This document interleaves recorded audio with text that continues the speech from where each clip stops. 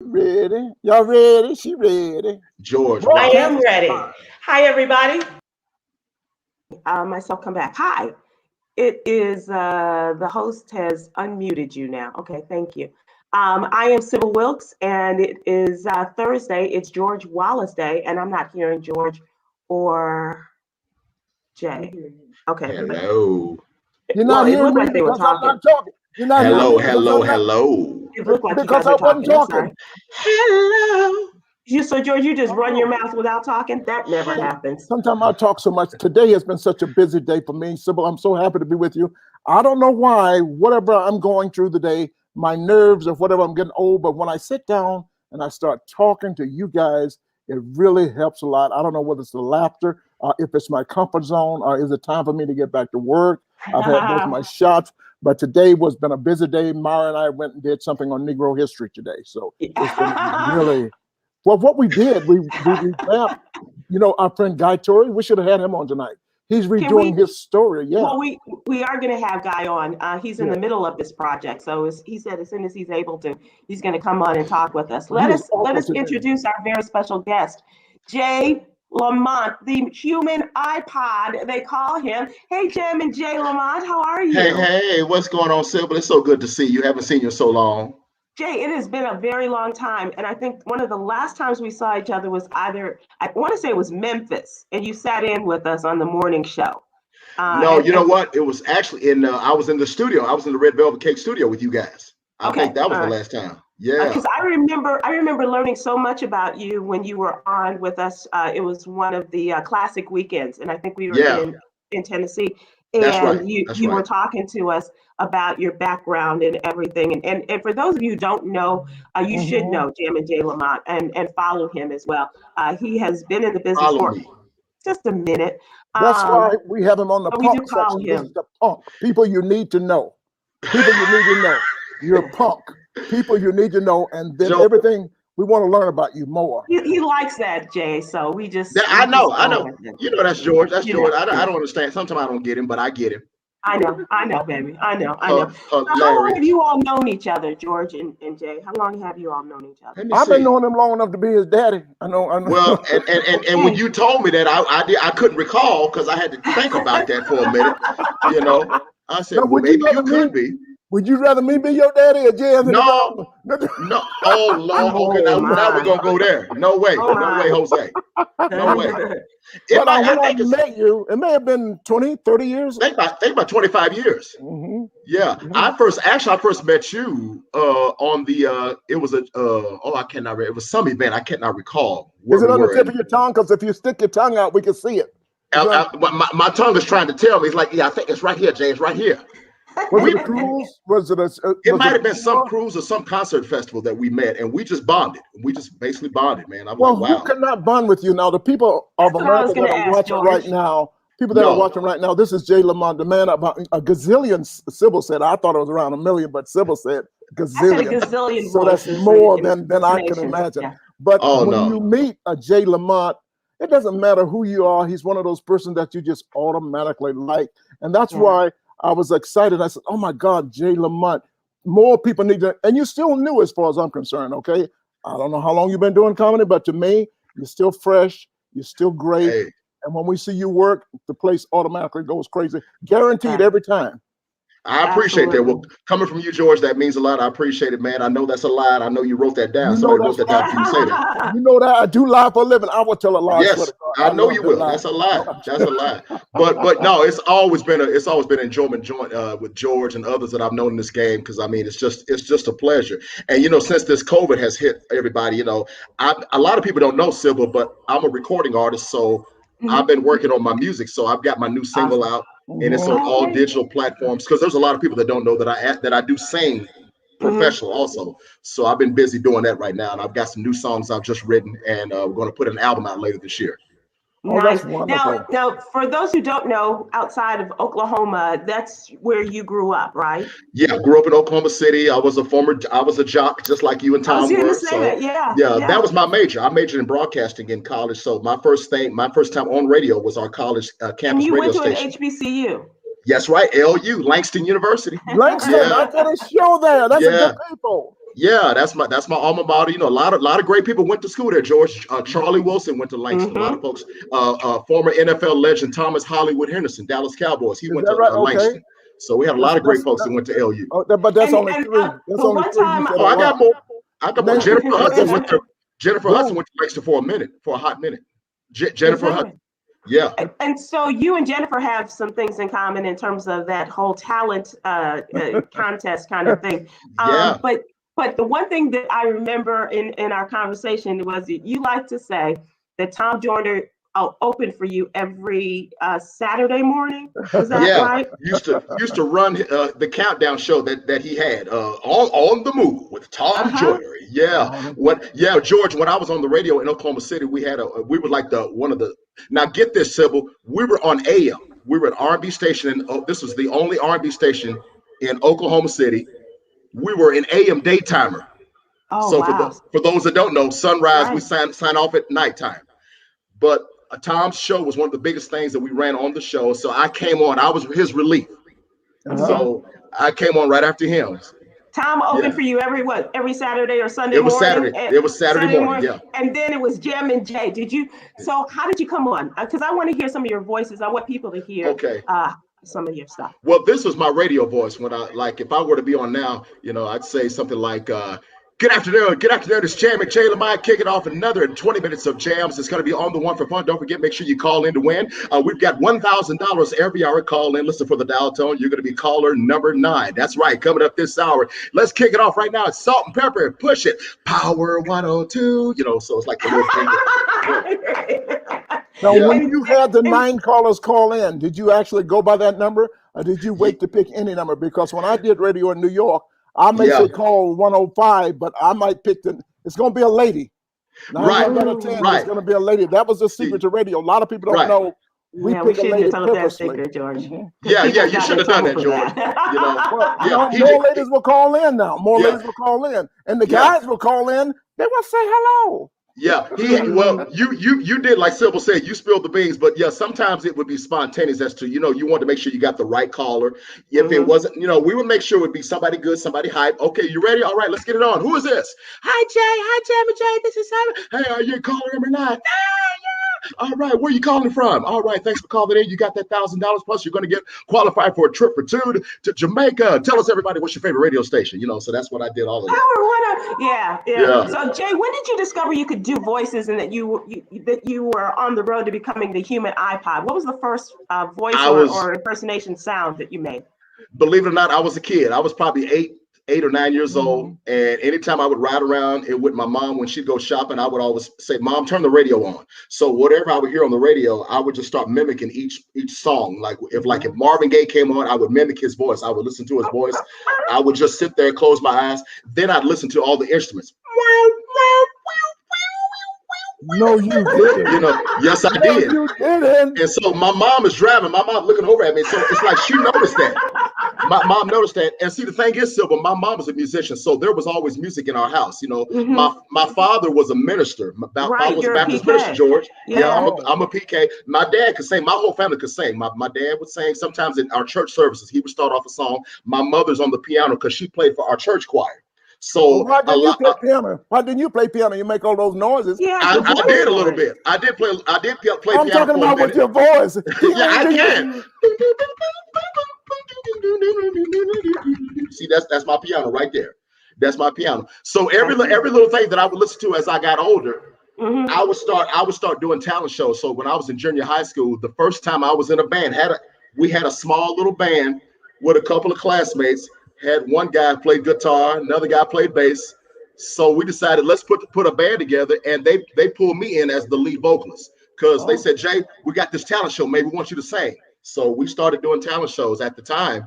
And so I would get on stage. I might do an Eyes the Brother song, or I do DeBarge. I remember the first song I did at our middle school talent show was El DeBarge. "All this, how my love is waiting for you, my baby, my sugar." And all the girls started screaming. So I'd never had that effect. Never had that. So I'm sitting there like, "Oh, they screaming at me." Even girls that never would talk. They go, "Monique got there. She never would talk to me. Now she's trying to holler. Look at she thinking that. Oh, she want me now." You know, they all trying to say, I'm gonna talk to him, girl. No, I'm gonna call him. No, he gonna sing to me. You know, never gave me the time of the day. Now they trying to holler. Oh, you sound so good last night. You know, so I don't know when it was the first time you worked, but I don't know what you did. But I think I had to follow you, and I was going, who? So I remember that, George. Sometimes you meet people that are extremely hard to follow, but I'm proud because I don't care who's the funniest on the show. I'm the one taking the check home, but you were the guy. See what I'm saying? See? I said, go ahead, do some more time, do some of my time. Cause I'll be thinking, but you were so wonderful. So Sybil, you know what I'm talking about. We don't know. Is he a comedian? Is he a singer? Is he everything? Is he? He is. He's a human entertainment. He's just all forms of entertainment. And that's the thing, Sybil and George, what a lot of people don't know, and I don't know if I told you this, George, I used to be in an R&B band. Like I said, when I was in middle school, I was in a band. So a lot of the shows that I was doing at the time, I was just a singer. I wasn't doing comical stuff. I was just always, I would always be funny around my friends around the hallways and between classes. And I said, one day, if things don't work out with the group that I was in at the time I was in college, because when I was at Langston, I started a group with a couple of friends and we tried to get a record deal. We had already wrote some songs and did some demos. But at the time I said, if things don't work out with this, I'm going to give comedy a try. I used comedy as a plan B. Mm-hmm. So one of the guys in my band said, well, I tell you what, Jay, don't worry. We're going to pick this back up. We're going to try to find some other, we're going to talk to some other folks. But I tell you what you should do, man, take some of your musical talents and mix it with your comedy. So that way people can see what you really do. So that's how that came about. Hang on one second. Kimberly, we lost her. Okay, here we go. Brian, our friend Brian, Jay imitates the drums of the intro of Mass Production's Firecracker. Oh, he wants me to do the drum beat. He wants you to do the open. I used to do that too.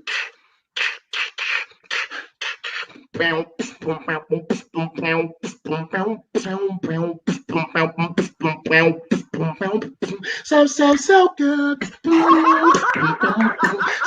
So good. Bringing the bass guitar. That's awesome. That's so cool. Yeah. That is awesome.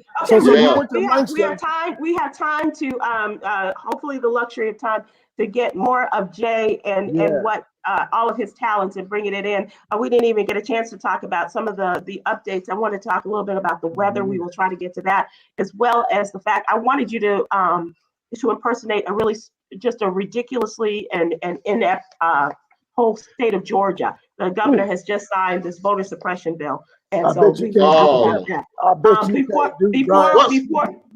Wait. I jumped ahead because I do want to talk about this, but it is time for trending. And I want you guys to hear this. Yes, this is time. That's how much fun we're having with Jay. But the trending today, we're talking about our friend D. Wade.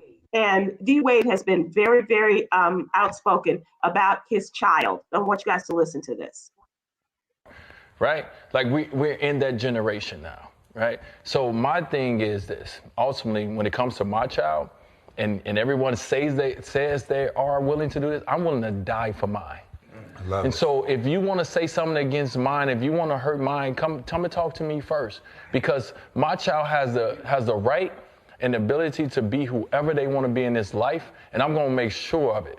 I don't care who or what they decide to do. If this is my job, I am the leader of this family. As the leader of this family, I'm going to make sure who you are is shown and shouted out to the world, because I don't want my kids to not feel comfortable. And we're already black people in the world. That's enough. Right. Now we want to add, like, I got people out here, dog. I got people out here that will tell me that me and my wife are trying to get some kind of financial gain off of my child coming out saying that she's transgender. But I got over 100 in the bank. I don't need that. That's not about me. You say you got over 100. Hold on. That's all I heard. I don't know what else he said, but I heard him say, I got over 100 in the bank. That's all you need to know, and do what you want to do and go ahead and. Well, what we want to talk about, though, George, is how this man has stood tall and in support of his child. Zion was born a boy, but Zion told his parents, and that is his dad and his stepmom, Gabrielle Union, that he feels as though he was born into the body of a girl, and he is in the middle of that transition. And so I wanted to find out from you guys, first of all, because a lot of Black men have pushed back on this and have given him a hard time, Black people as a rule. But I just want to know from you guys and your thoughts about this and what he said, not beyond the 100 mil, but also about standing in support of, those that you love. Jay, you want to go first? Ahead, George. You know I can talk forever. Let me tell you something. There's the Beatles sang a song. I love this song. I love this word in every song. The word is LOVE. All you need is love. You got to go. Love has got to trump. That's his kid. If the kid is transgender, people grow up in different ways, and that's what my new show is about. Laverne Cox growing That's up. That's why I wanted you to be here for this. Yes. See, and so now we've got to educate people. Okay, I said educate. This also falls under the realm of education, being educated, live and let live. Now, if this little boy is transgender, maybe not transgender in physically so, but in mindset, let that happen. Let that kid be who he wants to be. And you got to love that kid no matter what. Some Black people are so wrong with their educated, with the antiquated thoughts, may I say that, and don't give in. And I got a cousin the other day, not too long ago, Sybil, I went to greet him and I went to hug him. Oh, you don't need to hug me. Homophobic. It's still bad. It's still bad. But this D. Wade doing what he's doing, I'm so proud of you. I made the joke about the 100 at the end. It could be $50. I don't give a damn. Support your kid, love your kid, stand with your kid. And that's what I'm doing with Laverne Cox and Clean Slate. We're going to educate America. Laverne going to leave, and she's going to come back 17 years later at my show and knock on my door, and I'm going to go, who? Dad, it's me. Me who? Me what? Yeah, me what? Me who? Me what? Me. I might slam the door in the face. I don't know how tough I'm going to be so far, but I have to be educated. I'm a Black man. And so Jay, let me ask you this: if you were in this situation, and your thoughts on D. Wade, because he does refer to Zaya now as she and her. Yeah. And I've been hearing a lot about it because even not just now. That's my first time seeing that, but I've been hearing a lot about this situation even last year with Damon and her. And so if like George said. Just give them the love all you can. Just love them all you can. And even with Gabrielle right there supporting it, that says a lot right there. That's his child. So let him love. Let him love. Absolutely. And the kid still has a chance to maybe even change back over. Whatever the kid wants to do, just teach love. Just teach love. As long as you're loving everybody. Right. George, did you come up with the idea for your show? Yes, I did. What happened? I wanted to do Red Fox. Jay, I don't know whether you know, George Wallace is doing a show with the great Norman Lear. George Wallace, not I. George Wallace. George Wallace is doing a show with the great Norman Lear. Is that right? Yeah, I did a show with him many years ago. I was going to be his first neighbor of the Bunkers. James Amos was the lead character, and Jennifer Lewis and I were friends. It's called 804 Hauser Street. So I remember that. He always loved me. So I went back to him after 40 years and I said, this is what I want to reboot the Red Fox show. Because I just wanted to hear because it's time for it, He says, no, you're not going to do Red Fox. You're going to do you. First of all, he took a meeting with me. Do you know what that means? A man 98 years old taking a meeting with anybody? Well, you don't wait around for a date, do you? And listen, let me tell you something. We went to him, and so we went back. He said, go think it over. And I went to dinner with my buddy that helped me write the book, Dan Ewan. And he has a kid, twins. One of the kids is a girl, one is a boy. But the boy never identified as a boy. Same situation as D. Wade. Okay. Wow. And I said to Dan, he was telling about it, and he's going through it, and they crying, a lot of tears there. I said, Dan, but it doesn't matter what it is. You still got to love this kid. I don't care what you do. Love this kid, support this kid in every way. And that's what you should do. And by the way, I said, oh, we're at a restaurant called Swingers. I said, Dan, what if I had a son that went away and came back later and became transgendered? And then that would be the Sanford and son as opposed to Sanford and daughter. That's what I was thinking about, Wallace and daughter. So, and we just thought that hit. And we talked to a few people about it, and they loved the idea. But the idea is educating America, educating the world. When people come knock on my door, I'm the old Black man from Mobile, Alabama. What did Black men do? Our daddies did. They put food on the table. They pretty much didn't worry about what happened to parenting in the house because the mother did that. So I didn't know what he was into or what he was doing. But when he turned 17, He left the house to go to New York to get into art or whatever he wanted to do. But 17 years later, he knocked on my door as a she. Okay. So George, I'm glad that we have an opportunity to talk about that, and that's why I'm glad we had you on today and with this video. And Jay, I want to talk to you about what's going on in the news. And I don't know if you know about our newsletter. It's called What You Need to Know. Every day, we curate these 5 stories that are really pertaining to the African American community. And we also which is what we learned from Tom Joyner. And so we take the news stories. We have his an HBCU corner. We have a health and wellness section as well as business and finance. And all of these things come together in our newsletter every day. And so we ask for people to subscribe. It's absolutely free. And if you'll go to SybilWilkes.com and subscribe, and it makes a wonderful gift, especially as a free subscription. I was online the other day and I said, I wonder, am I still subscribed? And I'm looking around, am I still subscribed? Listen, that's how stupid I am. Subscribe to it too. I'm watching the show. And I'm wondering, did I subscribe? Because I did it the first day. And that's how stupid I am. And I'm watching the show. That's how support. If you're getting it in your email box every morning, you should be getting it about 6:30 every morning. 6:32. 6:32, 6:36. 6:32. Yeah. Okay. Today was. I'm always linked to you, Sybil, so don't even worry. I'm always linked to you, even on Instagram. I follow you big time. I follow you too, and I appreciate that. Bless your soul. Bless your soul. Y'all got to teach me how to do Instagram. I got to do more Instagram because what I do on Twitter, all I need to do is feed that into Instagram and feed that into TikTok. You're not on social media like that, George. Well, he is Twitter. He is Twitter, and we'll talk about that. But I want to talk to you guys about our president and our vice president. And as we said in today's newsletter, this is a move reminiscent of the Obama-Biden administration, in which now President Biden has taken his Vice President Harris and put her in a position of great authority, especially in light of what we're going through, this country is going through with the migrant situation. And so she is going to be the one to stem the tide of the great migration of people from Central America, Mexico, Honduras, Guatemala, and coming into this country, especially these children who, those are the ones who are going to be let in, not the families, not the adults. And so she has taken it upon herself. And this is the point I really want to make, you guys, is that this is a woman who obviously knows about borders and about the migration because she represented California for how long and lived and is a child of California. And she's a child of immigrants. So she really understands the issues, right? And so this was our one of our top stories today in terms of where she's going and what she has been assigned to do.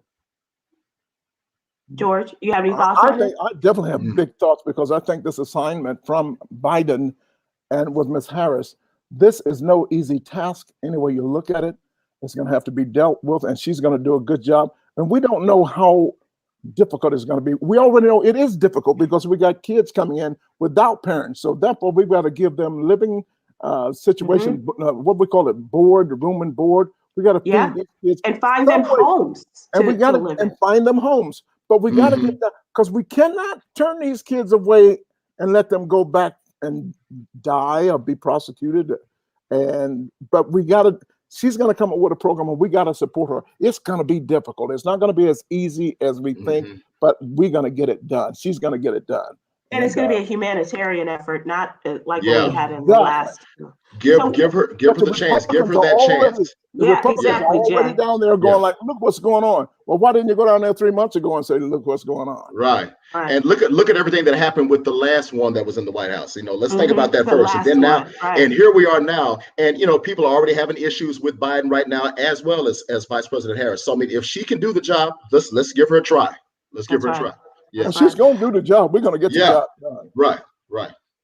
Let's talk about someone else who's been given the job and now has made history. And this is in the city of Boston. And the city of Boston is not really known for their Black leaders. And we have the wonderful Ayanna Pressley in the Congress. And now the city of Boston has a first.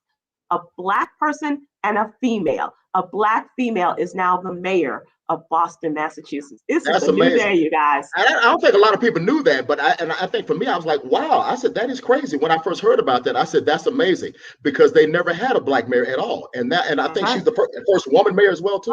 Yes. Yep. Wow. Yeah, I know.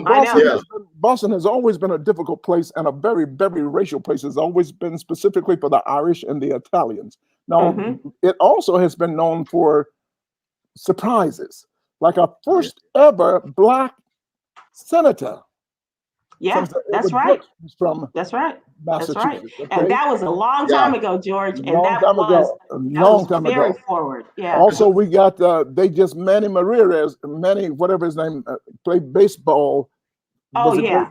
They named a bridge after him. They don't do much for black people, but every now and then they do a little something. I still think Boston is one of the most racist cities in the world. You look at all of their sporting events. If you see a black man at the sporting event, he better be on third base, outfield, or something like that. He better be playing. or playing guard. Hey, George. Point guard. Hey, George, Sybil. George, I don't know if you were aware of this, but did you ever see this documentary about James Brown when he went to Boston the day after Dr. King was assassinated? Yes. That was powerful. Now, this I did not know. I didn't know about that, and the fact that there was a brother at the time who was elected the first black city councilman in the Boston City Council. I didn't know that early 1960s. And it was because of this brother who was instrumental in talking to the mayor, because the mayor wanted to cancel the James Brown concert because of the King assassination. Because they were on air. They said, oh my God, they said they know this, they're going to burn Boston down. But this black city councilman, I can't remember his name, but he urged the mayor, don't cancel this concert, because if you tell these black people in Boston that there will not be a James Brown concert, he said, then you will have a problem. You're going to have a riot. Yeah. And we also said Boston, but Sybil, you know this as a section of Boston. Is it Roxbury, where the black people live? And that's where Kim Janey, the new mayor, that's what she represents. City council. Well, that Boston was her area. Changes. So other cities are going to have to make changes too. But we're glad that Boston did make this change, and the women are doing great work this year. So many women are doing so much great work. Harris and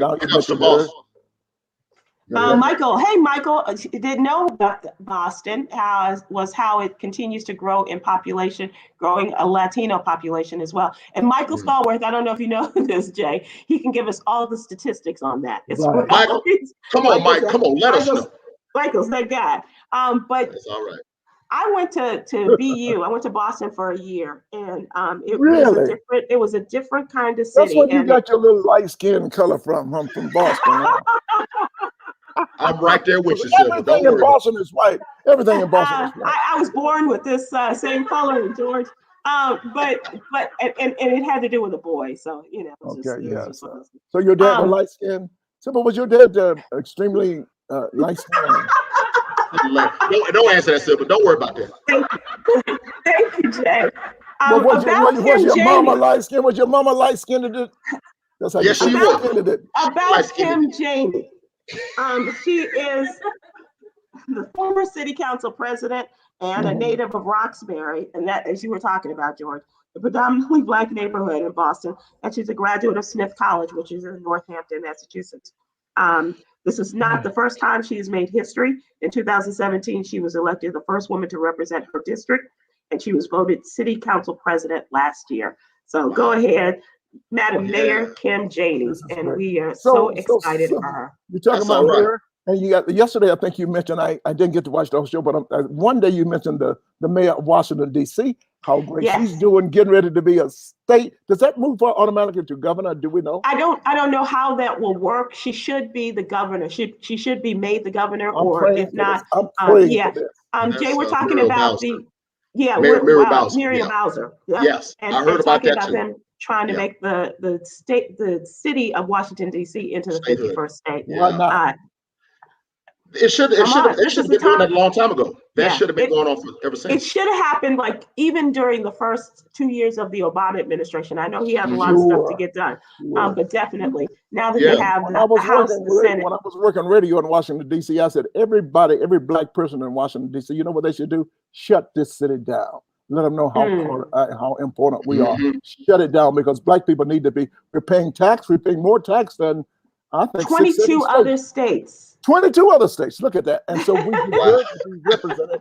And you know, I don't know whether you've been to the DMZ lately, but these are some powerful, good people, you know, powerful, educated people in Black people in Washington, D.C. Everybody deserves to be represented fairly. And they got the state. And I'm going to go on like without representation. That's how this country started. And now we can't do this. Yeah, they don't want them to do it. And it's you ever notice it's the same people don't want it to happen. It's the same people, Mitch McConnell, all those are Republicans. The same people don't want to do right, and they really screwed up today. I don't know whether Sybil's going to hit it or not. Today was a terrible day. Please keep you storms. We are getting hammered over here. Oh, I'm sorry, Anthony. So I'm thinking that you are in the Alabama area where they had a tornado touchdown today. And so our prayers are with you. We had bad weather come through here last night, but nothing compared to what you guys have had.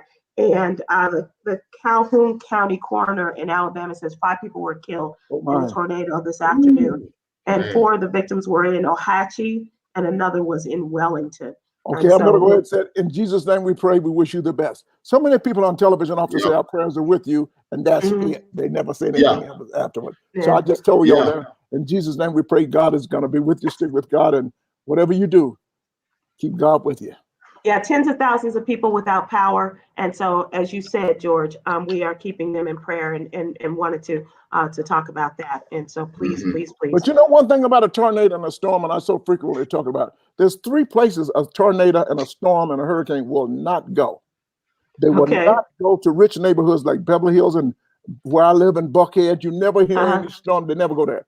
They will never go near a Home Depot. I don't give a damn how severe the storm is. Home Depot is open tomorrow. Open the next day. They won't even touch it. Never. So if you're going to build yourself a new house, build it next door to Home Depot. That's all I'm saying. That's not a bad idea, George. Number 3, a Home Depot will never, Sybil, ever, Jay, go to Cleveland. It's why not Cleveland? Why Cleveland? What's up with Cleveland? The tornado, the storm goes, well, we're gonna pass on Cleveland. How much damage can we cause? Jay, you're from Oklahoma, so you know the tornado alley. I grew up in all of that. Oh man, thunderstorms, tornadoes, and all that. I actually saw a funnel cloud almost come down right near Langston. Wow. Yeah, it touched down, but it didn't touch the black school. Oh no, it wasn't going to touch the Negro. It never came to the campus. No. Wow. Amen. And you bring up Langston again. I know you're such a great student. I know you went to Langston. Did you finish? A lot of us went to school, but we didn't finish. Yes, I did, George Wallace. My diploma sit right over there. My diploma's right there. You are? BA degree, Bachelor of Arts degree in broadcast journalism. There you go. Okay, and I studied music. Okay, that's cool, and a man. musician. Yeah. Well done, young man. Your parents are proud. Glory. And you went to church. Yes, I did. My dad's a pastor. I had to go. Oh, my dad cussed me out in preaching terms to get up and go to church. You better get your mother, help me, Jesus. You know, he just said, he did a Kurt Franklin on you way back then. Yeah. Instead of saying the curse word, he would say, help me, Jesus. Say, get your mother, help me, Jesus up.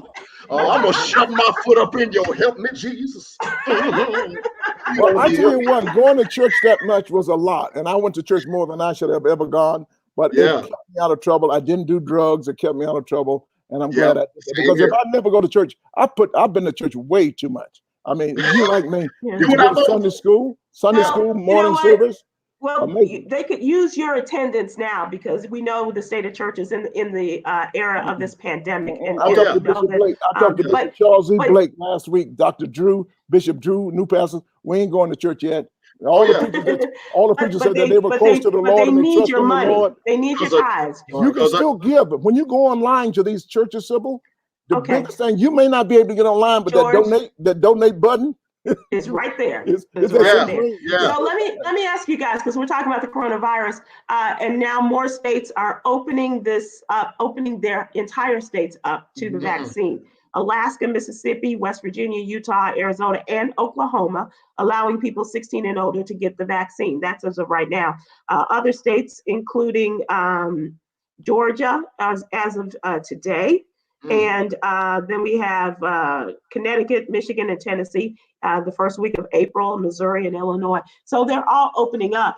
I know that you had your second shot, George, and so everybody is actually, I got them about that. Actually, I got both of them in the same day. I told the doctor I can't be running back and forth from down this day. You know, all these sick people down here. Give me both of my shots at the same time. Sure did. What about you, Jay? Have you had, or are you going to? I'm going to. It's going to be a minute before I get mine, but I plan to. I was a little apprehensive about it, but I said, okay, because I had my thoughts are coming in my mind about what we had to go through back then. So I said, but it's funny when they tell you these when they tell you about these medications and the vaccines and stuff. Well, there are side effects. They'll say if you take this, some side effects will be diarrhea, depression or whatever. The only question that I have to ask is, does one of those side effects include death? Sometimes. Well, it has happened. Yes, it has. Yeah, that's the only thing I want to know. Does it include death? Is death a side effect? But it is our job to encourage all African Americans to go out and do the best you can do. Right, do what you can. Get this injection. Get it. They've got 3 forms out there. You got your Pfizer, you got your Moderna, and now you got your Johnson & Johnson. I don't know what's going to happen with AstraZeneca. I heard about that. But do get these. It's not that you can't get it again, but it keeps you out of the hospital and it keeps you from dying. And I want people to be encouraged to go out and get that shot ASAP. So how about this for encouragement, George? Your friends at Krispy Kreme say if you come in and show a valid COVID-19 vaccination card, you can receive a free glazed donut. And this extends to the remainder of this year. You can take advantage of this offer anytime, any day, even every day. You take that card in. Hell, I thought Krispy Kreme donut was a vaccine. You eat that much sugar. Me too. Yeah. Make it a dozen. I'll go get my shot now. Well, you should go down there. And the Krispy Kreme, God bless them, they're still burned down in Atlanta. It was Shaq's store. And so that's a big But that was what, about a month or so ago? About a month ago in Atlanta. We cried. The store is gone. The store is gone. I did hear about that, man. Yeah. But Shaq has so much other things that, so I gotta praise Shaq as one of the great businessmen. There's a lot of black businessmen. Sybil's probably going to mention in the news a few minutes. Somebody else with the drinks, with the water drinks, with the Jay-Z and even the Bryant family, Kobe Bryant with the Coca-Cola get involved. It's amazing what's going on with that. So, let's talk about this. Here is another situation, and this is a part of social justice section of our newsletter. And this involves a young black man, Frankie Jennings, shot and killed at a gas station by a deputy with the U.S. Marshal Service in East Charlotte on his 32nd birthday. He's originally from Brooklyn, father of 4, owned a local auto detailing business. And according to the police, Charlotte Mecklenburg police, he had an outstanding warrant alleging that he committed 3 felonies during a late night confrontation while in Carolina Beach on the 4th of March. Attempting to serve the warrant, a deputy perceived a lethal threat and fired his service weapon and striking the man. The firearm was recovered, according to them, and he died on the scene, and that was his 32nd. He died on the scene. Birthday. Okay, Jay, you go ahead and talk because I talk way too much. No, and we got 2 minutes on this. Okay. All I'm gonna say is I'm gonna keep it like this. Here we go again with another black man shot down unnecessarily. What is the situation? Now, did we not just hear about this mass shooting in Boulder, Colorado? Yes. What happened in Atlanta? It seemed like those guys are always apprehended. I don't get it. Exactly. What did you say? Apprehended. Yeah, they were apprehended. So maybe why did they shoot them down? I mean, I'm just asking. I don't know. I just don't get it. After they killed 8 and 10 people, they walked away. You see the white guy walking down the street yesterday, shot in the knee. That pissed me off. How come you couldn't shoot the black guys in the Right. That's all I got. I still don't get it. Holding him, walking, and for a fact, had it been a black man doing either of those murderers, they'd have shot him on the spot and asked questions later. They wouldn't have wasted time, George. You know what? I'm sorry to say this, but I come back next week with us, Jay, and we'll be doing the same story. Of course. That's sad. I believe sad, but you're right. Yeah, I believe absolutely right. See, right now in Atlanta, Sybil, we just found out yesterday in the public supermarket, they found a guy in there with 5 guns and an AK-15. These guys, okay. Oh, I forgot about that. That was today, right? That happened today. George, he was a brother. No. George. It was a brother that did that? Sybil, George? I hope it was. But when I read the final story, I'm going, that sounds like a brother in the. Because it was a Publix, right, George? It was in a Publix, and you know, you can't drive by Publix because you know they got the chicken in the Publix. So he went in to get some chicken. Because see what happened? Here's a true story. He went in there yesterday, and they didn't have no chicken. He got angry and he came back today. He said they better have some damn chicken up in Publix. People from around America, you don't know, we have a southern store called Publix. They got the best fried chicken ever. They put KFC out of business all over the country, but it's Publix. You'd be surprised. You don't find KFCs around here in the South like you used to. Wow. Even though he has a new chicken sandwich, the chicken sandwich looks good. So. Okay, it's time for the question of the day, and I'm glad you guys are here. Because I want to ask you and ask our viewers and our listeners to chime in on this as well. What our question of the day is, what is the best compliment you have ever received? George, you're great at giving compliments, but I want you all to think about the best compliment you have ever received. And this is as an entertainer, as you know, just your average Joe guy with your family and friends, or whatever way you think of it. I can give you an example, and this is just for me. People that I grew up with, and when I go back home to Chicago, and they say that your mom and dad would be so proud of you. Ooh. That's really what does it for me. That really is it. Because if I've made them proud and if I've done the right thing in the way that they raised me and carried forth, I would say that's the best. You're going into a whole nother era now. If my mom and dad, my mom died at 16 and my dad died at 18. And when you were 16 and 18. Yeah, my dad was 18.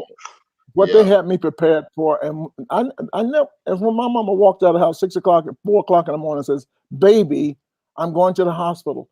I won't be back." And I'm thinking, no, mom's gonna go to the hospital, and she's coming back just like all the other moms. But she knew exactly. And then when she told me, "But don't you worry about a thing. Your life has already been laid out and been planned," and I've just been like, on my way up the mountain all these years, so many great things. I'm so blessed going to school. I have the 3 degrees, but I'm simple. I bet you I didn't pay more than $4,000 for those 3 degrees. I went to school. Wow. I was things were laid out for you, George. Yeah, RA, that was free. Food was free. I got to work at Firestone Trout and Rubber Company. So George, but back to the question though, what was the compliment? Was that the compliment? Was your parents knew that you were going to be okay? That compliment put me in a position to do everything I wanted to do. Here's the great compliment. I don't know what is it, Flamingo at Caesar's Palace or wherever it was, but many a time people have come up to me and after the show, "Mr. Wallace, my name is such and such. My husband died 3 years ago. I haven't laughed. I had a night like this in 3 years." I bet. It happens all the time. And then now I'm ready to choke up. Forget the money, okay? You've made somebody's life. You made somebody's day. I've had people I had a man had a heart attack in my audience in Atlanta, Georgia. Had a heart attack. And the ambulance came and picked him up, and me with my savvy, "Look at me." I told the whole audience, "Keep your eyes on me." Met the man 3 years ago. He said, "That was me in the audience." And my dumb ass say, "Did you die?" But George, how great was it? You had the presence of mind to take the audience away from what this man and give him his time with the emergency crew. Sybil, I've had 5 heart attacks. I've had 5 heart attacks in my audience. So I know, because you've got to draw this attention away. And it was at the State Farm Arena. Everybody will be looking at the paramedics. Right. If you don't demand this attention. And I know how to do that. And I got the greatest job in the world, but those compliments are just great. Myra J is joining us. She said, "My aunt told me your son is so cute. If you were a boy, you'd be cute too." Who's she talking to? Me? Myra said that's the best compliment. Her aunt told her, "Your son is so cute. If you were a boy, you'd be cute too." Hilarious. You know, there's something wrong with Myra J. People don't get to know Myra J. She's really off the hook a little bit. She says the same thing about you, George. I don't know what's wrong with her, but today she also had the opportunity to talk about life and what's happening in the Hold on to that, George. Hold on, because we want to find out from Jam and Jay. Can you think of the best compliment you've ever received? You know what, Sybil, I was sitting here thinking that's a hard one right there, because just like George, I was just sitting here thinking both my parents are deceased as well. And you know what's so crazy? What's so crazy, George, is that when my mother passed away, as well as my father, both times I was on the road. And I couldn't stop what I was doing to get home to be with my family. Right. The first time when my father passed away, I remember my mother called me because my dad was sick. But the thing was, I was so glad that I was able to go be with him, be by his side in the hospital. And my mother called me while I was on my way to the airport to catch a flight to go do a gig. She says, "Baby, your dad is gone. Just wanted to let you know." And I remember I called my mom back and said, "Mom, if you want, I guess I can go ahead and cancel these shows because I've got to go." She said, where are you going? She stopped me. She said, "Where are you going?" I said, "I've got to go to, I think I was going to Miami or somewhere to do a show." And she said, "Go ahead and go. Just go ahead and go because your dad is proud." She said, "Your dad is proud because he knows, because for a long time, my dad couldn't figure out what I was doing for a living." No, he really did. Because see, really, George, my dad wanted me to be a preacher. He always said, "The Lord told me that you was going to preach, son." And I said, "Dad, I'm doing comedy and I'm doing music." He said, "That ain't no job. What you talking about?" "Boy, you know what? Let's have a word of prayer." Father God, this young man, he had prayer with me on the phone, George. And then when I called him and said, Dad, I just did a TV show, and I said, they're going to cut my check. So what I'm going to do is I'm going to split half of it and send it to you and Mom. You said, "You going to do what? You going to send it what?" He said, he said, "Let's have a word of prayer." He said, "Father God," So I feel like that was my moment for me when my dad said that. And then when my mother passed away, my cousin was my mother's caretaker. I was on my way to Seattle. Same scenario. My cousin said to me, she said, "Cousin, you go ahead and do the show because your mom would want you to keep doing what you're doing because she was always proud of you." She said, "That's my auntie, so just keep doing what you're doing." I was sending money home to my mom to take care of her and everything. So I know that they're smiling down, seeing that I'm doing what I've always wanted to do and just to make people laugh. Smiling down. And Myra is saying, "Jay, you preach through your comedy and music." I believe that. See, Myra, that's what I told my dad when I told him how much I was getting on the show. That's when he was like, "Oh, Lord." Listen, that's one thing I tell all the comedians too. If you think you got it bad, but some of the young comedians, Sybil, just tell your daddy how much you making for 15 minutes a night, and he'll look at you like you crazy. Oh, George, one time my dad wanted me to cancel a show that was on a Sunday. He said, "That's the Lord's Day, son. You shouldn't do no show." So when I told him how much it was, I said, "I tell you what, Dad, you write me a check for the loss that I'm gonna make on the show." He didn't say another word. He drove you to the bus. He drove you to the bus station, didn't he? He drove you to the bus station. You get on his bus. The conversation was over with. Okay, let's move to entertainment, as if we aren't already talking about entertainment. Let's talk about what's going on in the world of entertainment. I know you're going to kill me, but talking about our parents and how great we are for our parents that put us in the position that we're in. And Sybil, you make a statement every night at the end of the show that I can't deal with. And people are going through very tough. Like my mom knew me when she passed away. My dad knew me. Right, talking about Alzheimer's. Alzheimer's. But Sybil, if my mom were living today and I were to go see her and she didn't know who I was, boy. Yeah, that's tough. Yeah, absolutely. And that is something a lot of people are going through. And especially as we say in the PSA, we say that, 1/2 of all Black families are going through Alzheimer's or impacted or affected by Alzheimer's. And that's the toughest thing ever. It really is. Really tough. So yeah, and I have a friend, I have a cousin who, just lost her battle with cancer, and her husband was going through Alzheimer's, is still. And so it's, it's the ironies of life and just how these things go. But you're absolutely right, George. It was the most difficult thing for her. The best thing I ever received was from Mr. George on the cruise, or the best hug she ever received was from Mr. George on the cruise.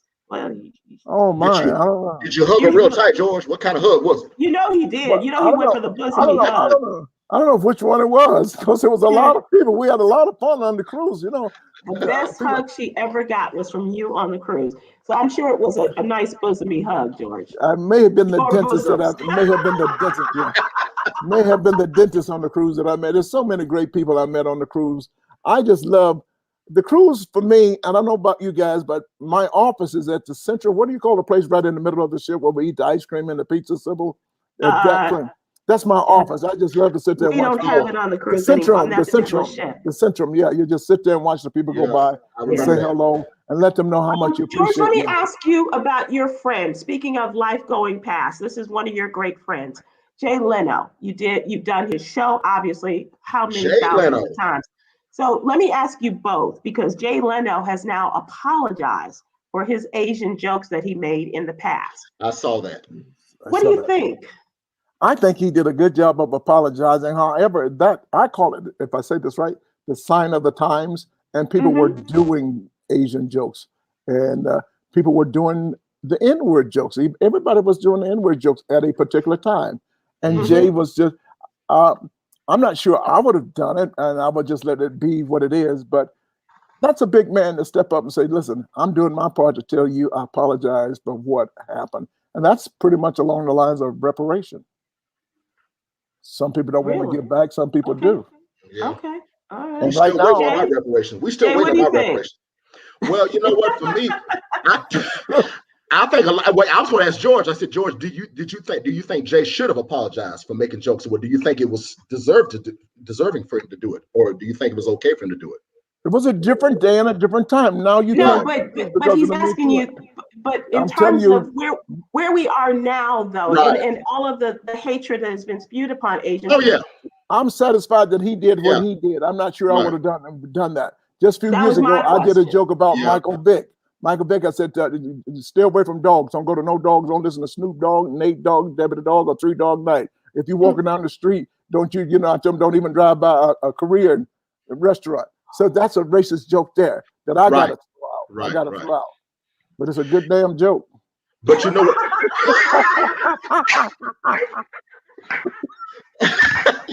But you know what bothers me more, Sybil, and I'm sure you all have talked about this. What bothers me more that recently I've been seeing on the news with all the situations with the hatred from certain, let me just say it straight up, certain white racists who have said certain things. I don't know if you saw in the news where there was a lady who was at a coffee shop. I don't know if it was a Starbucks or somewhere, and she got mad at the barista who was a black guy because she came in with no mask.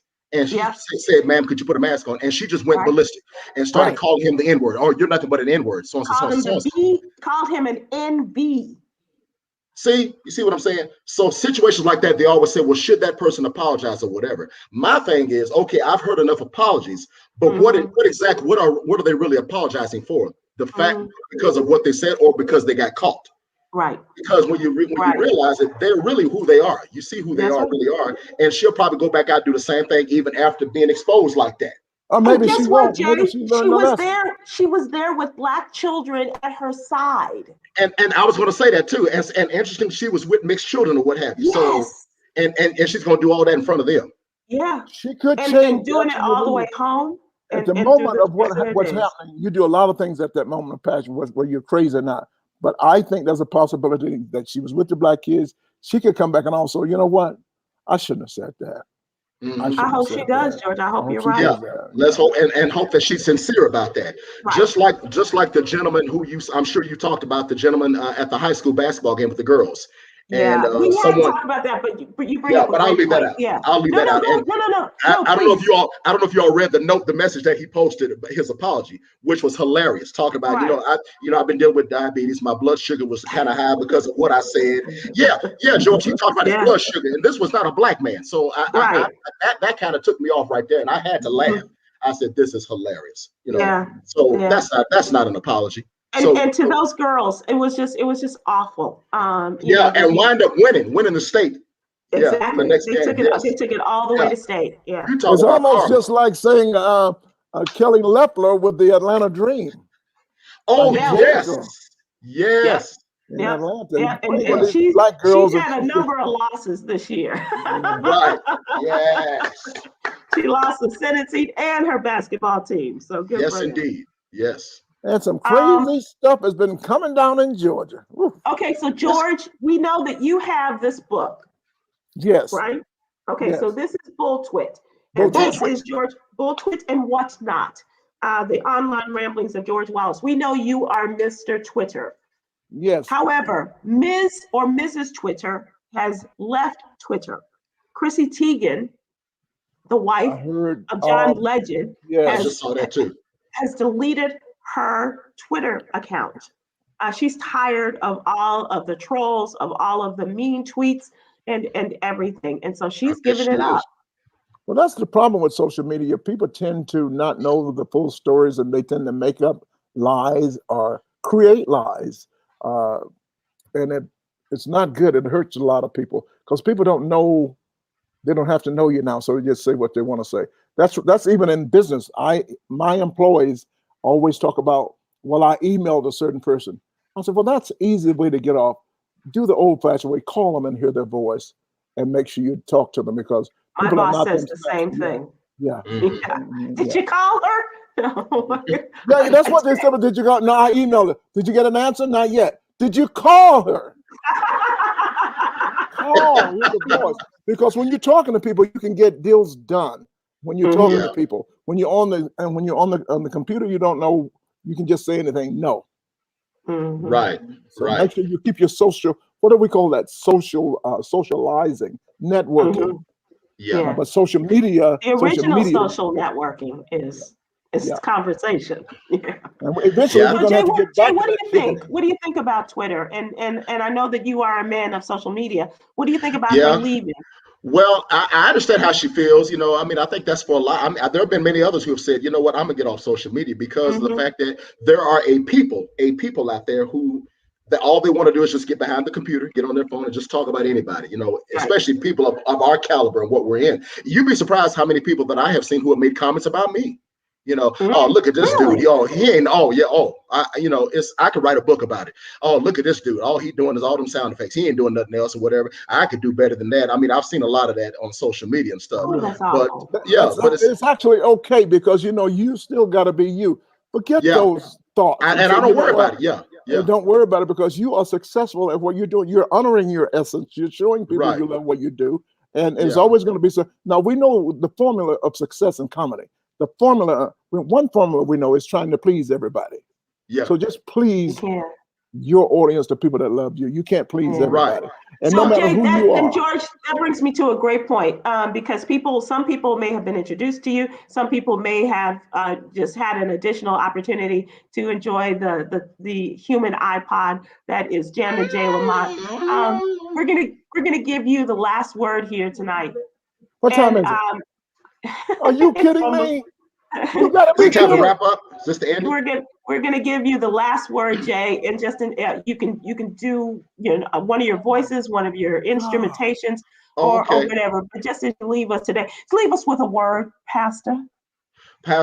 Well, first, let me just say that it has been a blessing to be here, and let me stop. No, if I could, Sybil, I want to let the viewers know that if they want to get my new single, my new single is called Certified Love. It's doing real big over in the UK, or we're getting airplay in South Africa, and I shot my new music video, so you have to see the video. It's on all my social media, Facebook, Twitter, Instagram, under Jammin' Jay Lamont. And Certified Love is available on all digital platforms. And I've got t-shirts too. You go to my website. I'm trying to make income. I'm selling myself. For the ladies, I'll sell myself. I'll come to your house, sing to you, rub your feet, whatever. And I got the shirt, thejaylamont.com, www.thejaylamont.com. Let us pray. You don't have to pray, but I'm going to tell you one thing that I'm not satisfied with, Jay. What's that? I'm not satisfied with you being here today because I don't think you did anything. You did I sure didn't. Nothing. I think you got to come back. You got to come back because we didn't get you doing any voices. Okay, Jay, bring that down. Give us a little music as we give the Yogi's Jewels, okay? So just give us a little music underneath as we give Yogi's Jewels the daily inspiration. And this is for you, George, and you know it as well as anybody. Laughter is a refreshing revival for the soul. Laughter is a refreshing revival for the soul. And that's in the Bible. Laughter is healing for the soul. Here's something don't you ever forget. Do you know you can't even fake a smile without feeling better? That's the final word there. Everybody, we'll see you next week. Please be careful. Please be safe. And Jay, take a look at this. Thank you, Jay. Because you didn't even talk. You was talking like President Obama. I want to thank you all. Thank you all. Make sure you tune in next time for Sybil. I am Barack Obama. Let's turn this mother out. He can tell you about their first dance, but he can't remember my name. I'm his daughter. Half of all black families are impacted by Alzheimer's, but we don't know why. At HSC, we are investing in a new research study to find solutions for your family. To join the research study, visit blackalzbrainstudy.com or call 817-735-2963.